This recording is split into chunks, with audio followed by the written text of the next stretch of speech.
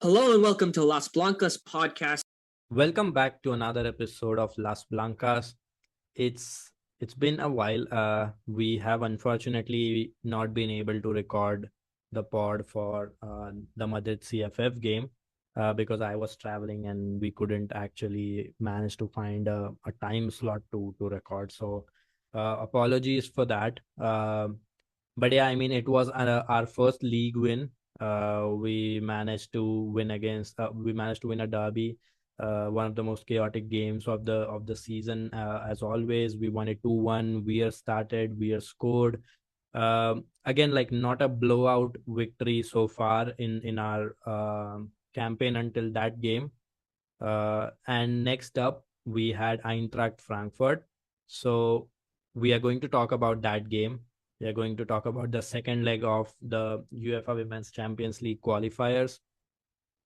And we will also talk about the draw that took place earlier today, plus a surprise signing that was just announced before we hit record on this pod. So yeah, a lot to unpack in this one, and yeah, all happy things. So to do all of that, as always is the case, I've got Kanita with me. Kanita, how you doing? Five Champions League campaigns back to back. 5 out of 5, baby. Yes, we are in, even though we weren't optimistic at all with how the season has started. But yeah, we're like 5 games into the season. And am I feeling better about it? Yeah, I am. Might I be proven wrong soon? Yes, I might, but for now I'm feeling good because of this Eintracht game. And actually, that was our first clean sheet, which is huge. Huge. Like even in the preseason, we didn't have a clean sheet, I think. So yeah, I mean, this is huge for me. The clean sheet is like the cherry on top of everything. But yeah, a lot of things to unpack here. A lot of things happening, and apparently the summer transfer window hasn't finished yet. Today is the last day, and we found out about it by that surprise signing that you mentioned. So yeah, the transfer window just ended today. Yeah, so a lot has happened, like we mentioned, but let's start by talking about that game. As you mentioned, our first clean sheet of the season, another game where we made a few changes. We again sat out Caroline Weir, which was once again a big surprise. So let's start by talking about the lineups. And I think I'll quickly go through the lineup, and then I'll talk about what I think are the constants for Pau Quesada, because so far in this season we have seen rotations in every position except a couple of players who have been like the centerpiece around whom everything will probably revolve under his tenure. So I'll quickly go through the lineup. So it was Merle Froms in goal, Shei starting as the right back, Lakrar Mendez as the centre back partnership, and Yasmin starting as the left back with a midfield three. I think he has completely given into the 4-3-3 sort of setup. So we had a midfield three of Toletti, Ongeldal, and Sara de Brits, and a front three of Linda Caicedo, Senior Brun, and Naomi Feller. So, looking at this lineup, my first thought is okay, Froms, I think, is firmly the first choice now. There is no debate about it. And, I don't think there is any complaints as well from Madridista. We have seen her quality. I've spoken about her, like we discussed this on the signing spot as well, that I think still, even though she had that injury, she's still among the best goalkeepers around. And I think she's very well showing that on the pitch with her saves. Even in a game where we kept clean sheet, she made a couple of good saves in that game as well, and I think she is definitely the first choice here. Coming to defense, I think the only two players who are firmly like in every starting 11 is Maria Mendez and Lakrar. I think that partnership, again, a no-brainer for any fan that has followed the team as well. I think they are easily the two best options that we have. and among the two best center backs as well in the league, and around as well. I would say they are one of the stronger center back partnerships around, just on the basis of their quality. Structurally, how we defend, that is a different thing altogether. But I think as individuals, based on their talent, they are quite good. Then I think the only constant I would say is Linda Caicedo and maybe Angel Dol, because I think Angel Dol has also been part of every sort of lineup. She has been paired with Irune, she has been paired alongside Toletti, and now in a trio alongside Toletti and Sara Debreets, which is good. I don't know how effective she has been. Yes, she scored a goal against Eintracht in the first leg. I get that, but her effectiveness overall in the possession, I have doubts about that.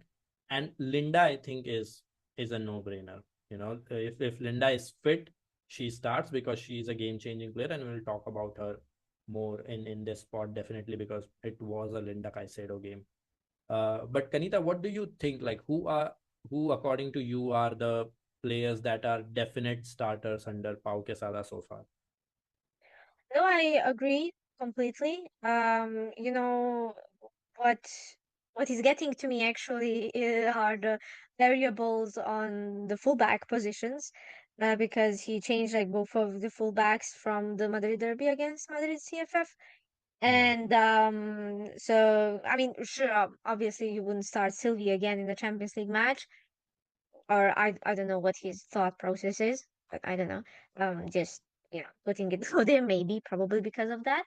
But I agree. Maybe Angeldal didn't start last game, but she's back, and it does seem like she's one of the constants. Yeah, definitely.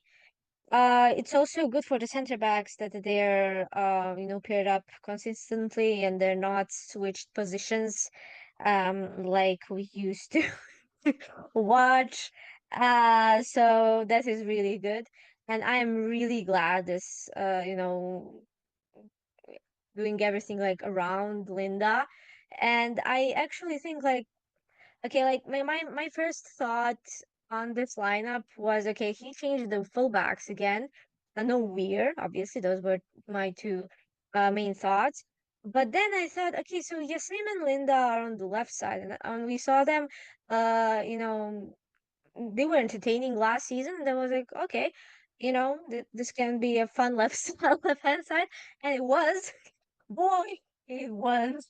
So yeah, and honestly, I think this front three, if he put alongside, if he puts a weir as well as a 10 there, I think that's our best attack we can make, and definitely the most entertaining one, the most active one on the pitch as well.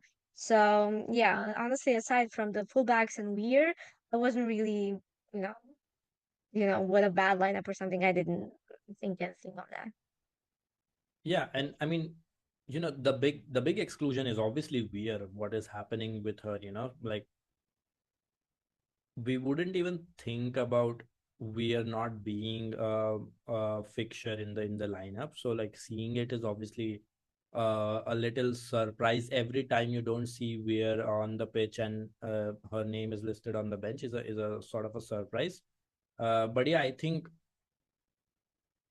given her quality, I mean, Sarah is not doing that bad. Like, it's obviously, like, Sarah is doing well whenever she has been called upon, so it's fair. And I think that is a problem for the manager to sort of take care of, and it is a good trouble to have as well, that you have so many, you're spoiled for choices per se. But I think, like, eventually you have to make way for Weir somehow in your lineup.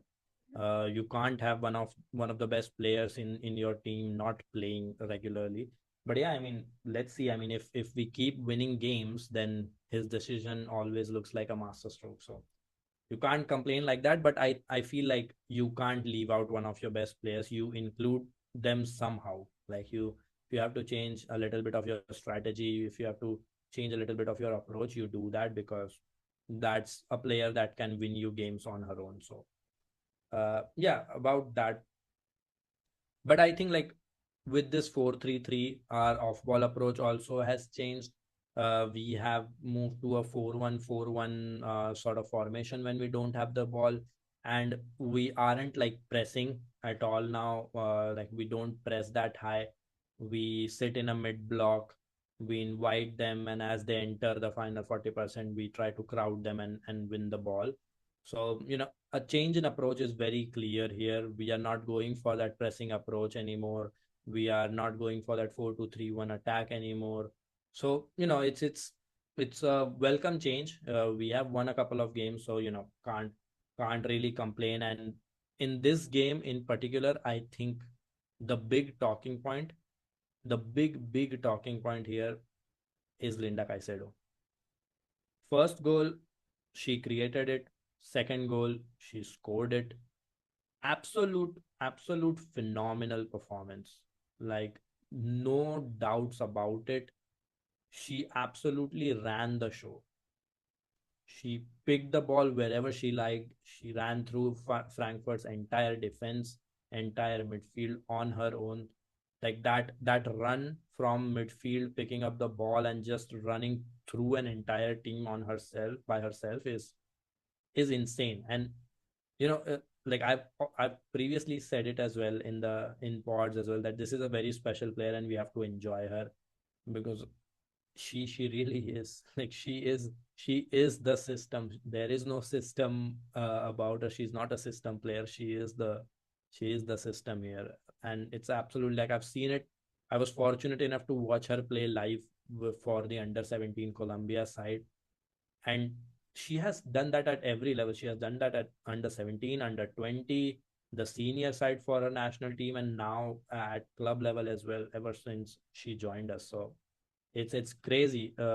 What do you have to say about that performance from Linda Caicedo? Because, oh my God, that was probably one of the best individual performances like we have seen in a Real Madrid shirt.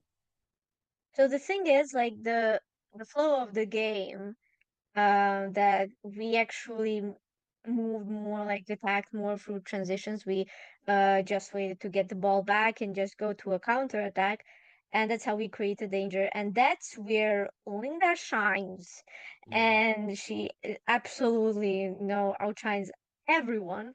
And obviously there was Feller as well. We know Feller is good in transition as well, but Linda by far outshines anyone there. Like that second goal, that Bruins goal, she ran 70 meters there, getting the ball from almost our box to the opposition box. Insane. She's insane. I was so glad, like, finally she got her goal in the end, deserving one. She did everything except that goal, and she got it in the second half, and I was so glad for that. She deserved it, and I know that in the celebration of Bruno's goal, she went and she, pulled Linda by her shirt and like, look at her name, and it's so like crazy. It's a crazy player, insane, and she obviously shines on her own, the dribbles she makes, and that second goal, how she went, I think, through like four players with such ease. But she shines on her own, but she's also very good in these combinations, like in the first goal, the combinations and how she reads the play, and also like the chemistry with the Yasmin, that because of which I didn't mind that Yasmin started instead of Home God. So yeah, insane player, man. Insane. I'm just so glad that we have her, and I think the entire front line was very entertaining to watch. Um, Merely because of the way we played on transitions. It was so fun, and Linda is just so amazing. I don't know. I don't know, outstanding, perfect. I don't know, whatever adjective you that comes up to your mind. Synonyms of this. It's Linda Caicedo. So yeah. Yeah, honestly, like, this pod could just be a Caicedo's corner or whatever, and we can just, like, and she is there in these moments where you need somebody decisive. Like, you remember the El Clasico win as well. She got the assist for that weird goal, and now this game, she entirely decided every single play here. Like, all of our attack, and like I mentioned, like we are not pressing high, so we are not recovering the ball high. We are recovering it in our own half, and then from there we are looking to attack in transitions, as you mentioned. And she absolutely killed it. And these transitions initially, like, to talk about somebody else as well apart from Linda, because this could just turn out to be a Linda Caicedo pod. I think Shei also did quite well from right back. I was very impressed by the fact how she was running with the ball, and she was showing that attacking instinct that she has had. Like, she has played up front, so she has that bit of attacking instinct in her, and it was very, very visible. After the game started and we got that first goal, Linda was on the left for that, combining and putting the ball across. As soon as that goal happened, Linda went on the right, and then there was some combination play, as you mentioned, with Shea as well, and Shea was running through. So it was really nice to watch, like, our attack on transition. And maybe this is the key. Maybe we have to play on transition. Maybe we have to let go of a pressing approach, because we are not making a good pressing unit. We don't have that structure yet. So maybe we just surrender possession and then look for transition. Maybe it does not work against sides that are more effective in possession, because honestly, like, it was very disappointing over the two legs from Frankfurt. I think first leg, maybe you can call them wasteful, which will be a better word, but I think second leg was very disappointing from them. Like, they did not do anything worthwhile in possession, which I was expecting a sort of a better challenge. I still thought we would win. I was very happy with our draw, but I was expecting a slightly better challenge from them. So, maybe back to the drawing board for them. But I think, like, this game, it showed something. It was definitely that maybe we are a transition side, and because we have those sort of players, not just Linda, we do have, like you mentioned, Yasmin also loves to bomb forward. When you have Sarah, she loves to bomb forward. You have Shea, who loves to bomb forward. Feller, great at running with the ball. We have a lot of great ball carriers. Like, if you consider Atenea and Eva Navarro as well, both are quite good at running with the ball, and we have a lot of these players. So it's best to make use of that. And I think this game, it turned out perfectly. You can't have any more complaints about it. So yeah, kudos to it. We are into the Champions League, and with the new format this time, because this is it's the same format like the men's side. So there were 18 teams, and they were then drawn into, not drawn into, but like every team had two teams from each pot selected, and then they had to play home and away against them. So I'll quickly go through our draw, and just heads up, this year we are not facing Chelsea for once, but we have still got PSG. So we are going to be facing Wolfsburg, Arsenal, AS Roma, Paris Saint-Germain, Paris FC, and FC Twente. A couple of familiar names, Arsenal, last season's winner and the team that knocked us out. We are playing them once again away, which is going to be, good fun. Let's say, let's hope we don't get a repeat of what happened the last time we went to Emirates, and hopefully we get to play it at the Emirates. Then we have PSG, as always. PSG is is always there. Somehow we always end up facing PSG. So it will be a homecoming for Olga Carmona, which will be quite fun. Then we have Twente as well. Twente, again, we have faced them in last season itself. So it's gonna be fun. Uh, I think I think the draw is good. I would say, if you have to face a German side, I would have definitely picked Wolfsburg, because it's slightly easier, I feel, than Bayern. Arsenal, difficult side. I think that game can go either way. Then we have AS Roma. Roma, not in the best sort of shape, I would say. They do look a little iffy at times, so I would, be confident in our chances there. PSG, once again, like Lyon, have taken a lot of players away from them. Katoto is gone. Corbin Albert is gone as well. So it's once again, like I would think that we should win this game. Paris FC as well, another side that is a tricky team, and we have faced them in the past as well. So it's not going to be easy there. They are a sort of a rigid side, a very difficult side to play against.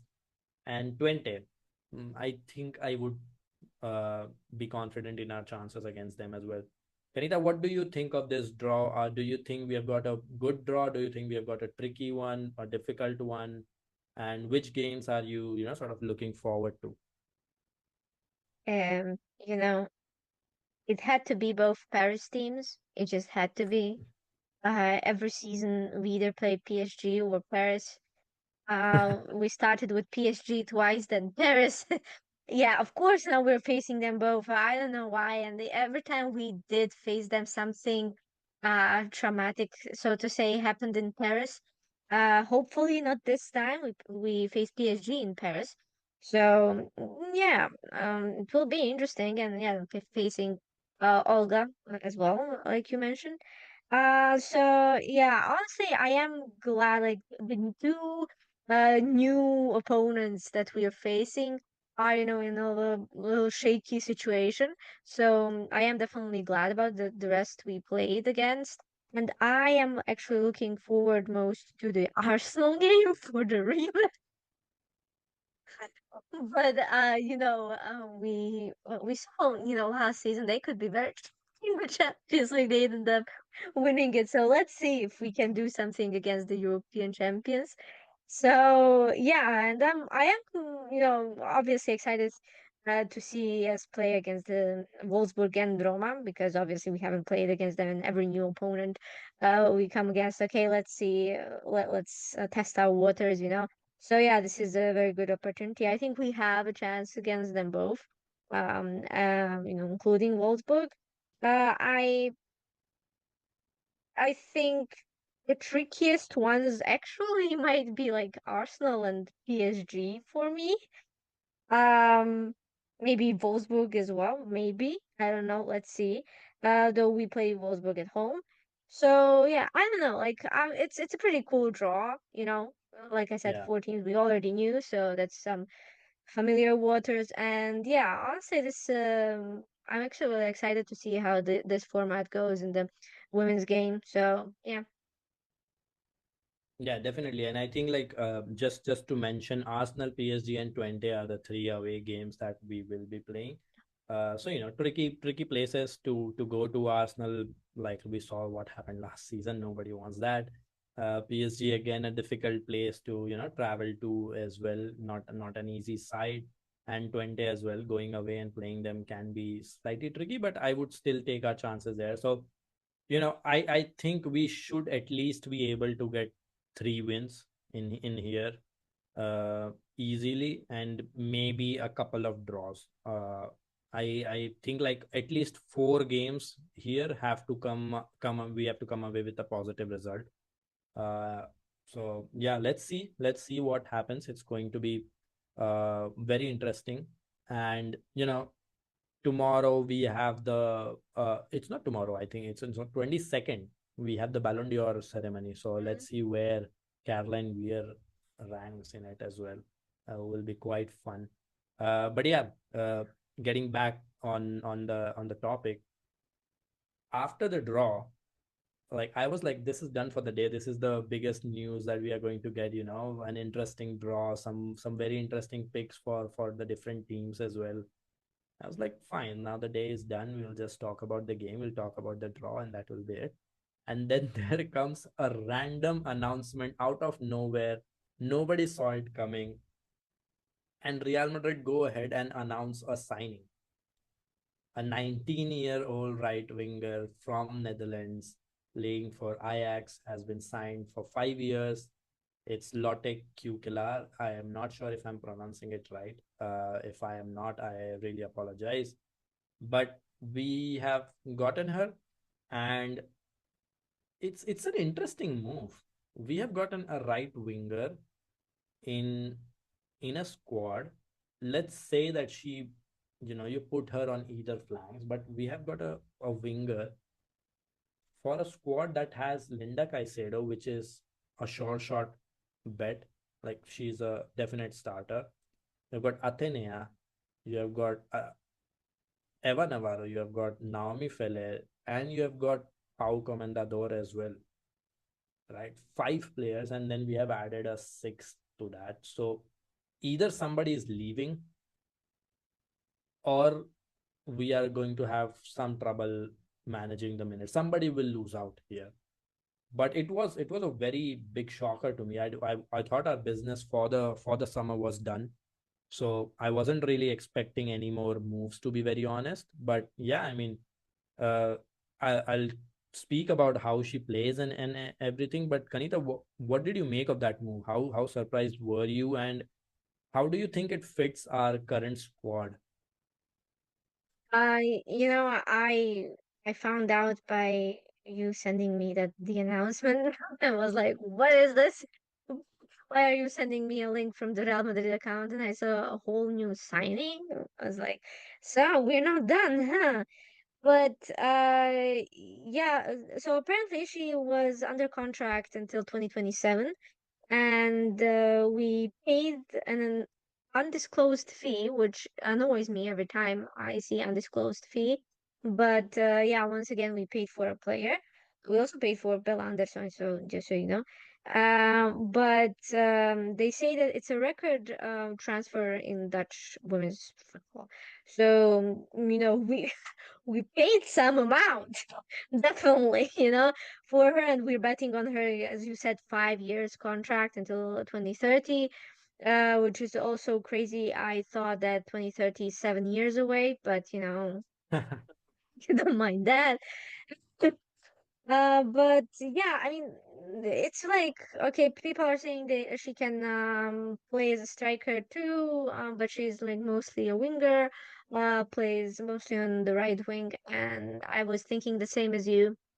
Like, don't we have enough already and too much, and plus we promoted we promoted Pau Comendador, so like, I don't understand, we already have these youngsters also. Eva is young, and I mean, okay, and down the other flank, but Feller as well. So it's not like you have some experienced players on the right flank that you need to account for leaving, or I don't know. I'm just scared that Feller might be leaving because I think that her contract runs out first, and Eva Navarro's, I think. So I don't know. I am scared. I don't know if anything will happen in during winter. I hope not. But I don't know. Let's see. Honestly, this might cause some drama. Honestly, like we had overstack on the right back last season, and then Oyane left mid-season, so maybe something will happen to. I mean, I don't know. I'm expecting some drama. I don't know what they're thinking for this. Yeah, and it's always the right side as well, maybe. Uh, but the thing is, like, the contract situation is an interesting point. So maybe like we were sort of worried about the fact that somebody else will get her. So because like you mentioned, we have paid a significant fee for her as well. So I don't see her leaving the club soon. So maybe it's just us preparing for the departures that are definitely going to happen once the contracts are up. So that is the thing. But it's an exciting signing as well in a lot of ways. I was speaking to Isa as well about it, and you know this is a player that can play on the right flank and in the striker position, like you mentioned, and her style of play is also like slightly similar to Caroline Graham Hansen. Now, this is like not saying that she has the same level as her, but definitely the style of play is influenced. She loves to take on, loves to beat the player, and is quite good at beating her marker as well. On the right hand side, has got pace, has got the footwork and the skills. So it's gonna be fun. Plus, I think I don't know if it was last season or what, but she did get like 10 plus assist as well in the league. So productive as well, and you need that. I think given the fact that with the way our attack is shaping up, with the way we want our wide players to be good on the ball with in transition situation while carrying. I think this fits well. She is a good carrier of the ball and can put a really good ball across the box as well. So I think that is how we are shaping up our attack. So it could be a good fit. And if we have paid a significant amount, maybe she gets to play. We saw the same, we thought the same with Bella Anderson, but with Bella Anderson, the two players ahead of her are very available and are really really good. Bella Anderson is slightly unpolished. Uh, she is unpolished as well, I would say. But the thing is, like, I think it's also uh, a thing about missing out. This is what a lot of big clubs do. We have seen Chelsea do it as well. The fear of missing out on a player, the FOMO of not having them in your squad just makes you react first. And maybe it is slightly a case of that. But hopefully, like, she reaches her potential, because she does have quite a bit of potential. She's still just 19, which is crazy. So, like, five years is a long time, and hopefully we get to experience her highs soon. So let's see what happens and how she's utilized in the upcoming games. But yeah, that is about it for this pod. It was a quick one, covered a lot of things. And yeah, until next time, Hala Madrid. Hala Madrid.